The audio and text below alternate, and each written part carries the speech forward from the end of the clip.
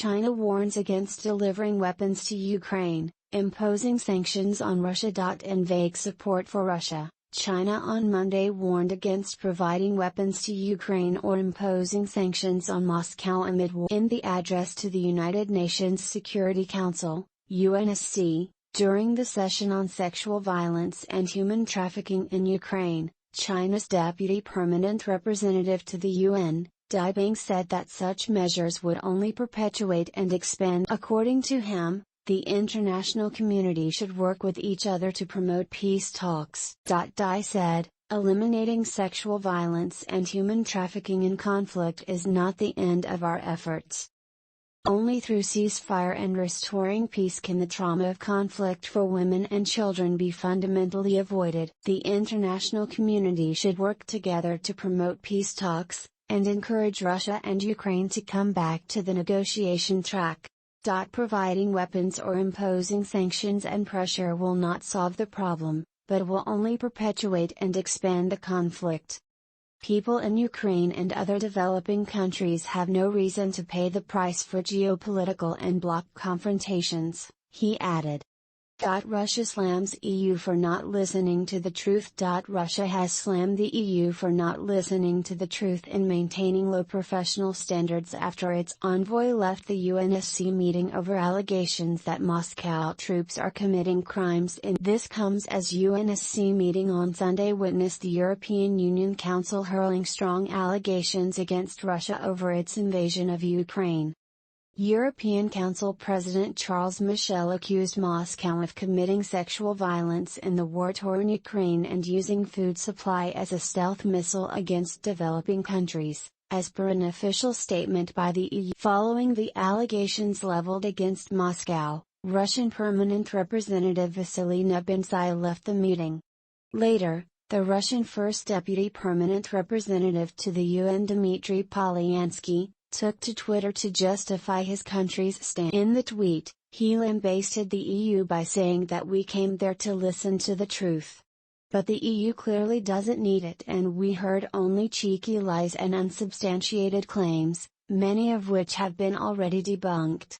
It's painful to see such low professional standards and lack of manners from key EU functionaries.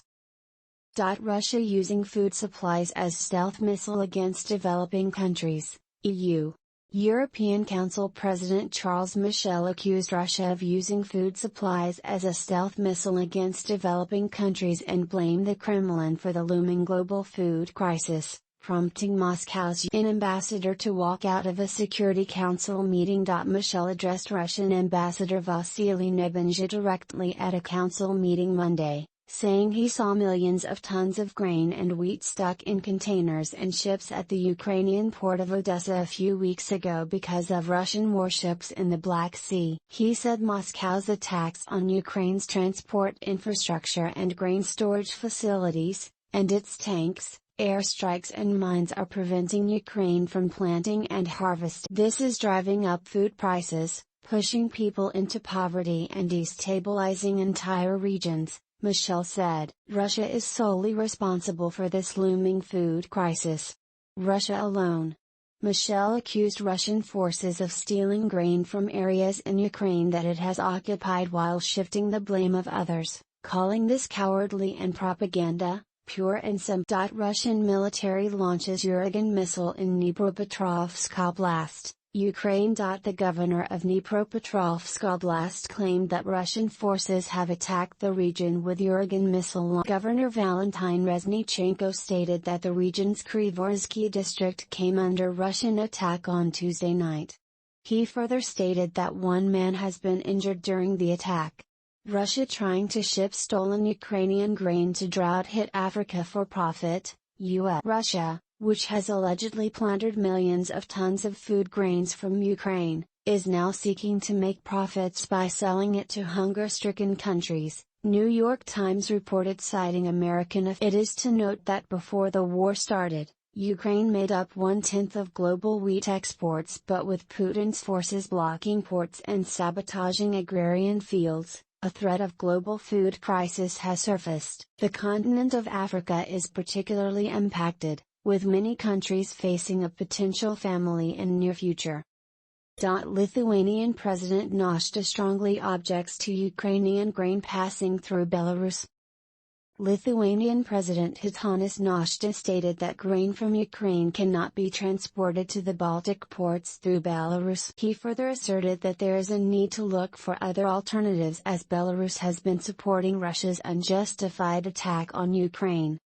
In my opinion, the situation has only worsened recently, and Belarusian President Alexander Lukashenko has shown that he is in the same boat as Vladimir Putin in this vile aggression. My opinion and assessment do not change. We must look for other alternatives to transport Ukrainian grain, Nausėda told the Delphi news portal.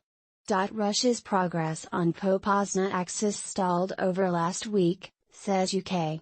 In the latest intelligence update, the UK Ministry of Defence said, Russia made gains on the southern, Popasna axis through May, but its progress in the area has stalled over the last. Reports of heavy shelling near Izium suggests Russia is preparing to make a renewed effort on the northern axis. Britain said, over the weekend, Ukrainian forces have recaptured parts of Severodonetsk, although Russian forces likely continue to occupy eastern districts. Russia's broader plan likely continues to be to cut off the Severodonetsk area from both the north and the south. Russia will almost certainly need to achieve a breakthrough on at least one of these axes to translate tactical gains to operational level success and progress towards its political objective of controlling all of Donetsk Oblast. Lavrov to visit to Turkey on June 8. Russian Foreign Minister Sergei Lavrov is scheduled to travel to Turkey on Wednesday for talks expected to center on the issue of establishing a mechanism that would allow Ukraine to export grain through the Black Sea to global market. Turkey is involved in efforts by the United Nations to reach an agreement for the shipment of Ukrainian grain amid an escalating food crisis. But the discussions in the Turkish capital are also expected to focus on Turkey's plans to launch a new cross-border offensive in northern Syria against Syrian Kurdish militia that Ankara considers to be a security threat. U.S. harassing Russian journalists in Washington, says Moscow's envoy. Russia's ambassador to the United States Anatoly Antonov has accused Washington of harassing Russian journalists. He wrote on Telegram, Russian journalists sent to the United States are being harassed. They face direct bans on broadcasting on American soil. They have limited access to official events. The process of obtaining work visas is complicated. Bank accounts are blocked. Special services approach employees of our media, persuading them to cooperate. Numerous attempts by the embassy to convey to ordinary U.S. citizens our position on topical issues of international politics, with rare exceptions, are immediately rejected by local publications as malicious propaganda. There is no possibility to publish materials even on a commercial basis, Antonov added. Japan sanctions banks in Belarus. Japan imposed sanctions against Roselkhozbank, Moscow Credit Bank and Volinvest Bank in Belarus, a staunch ally of Russia.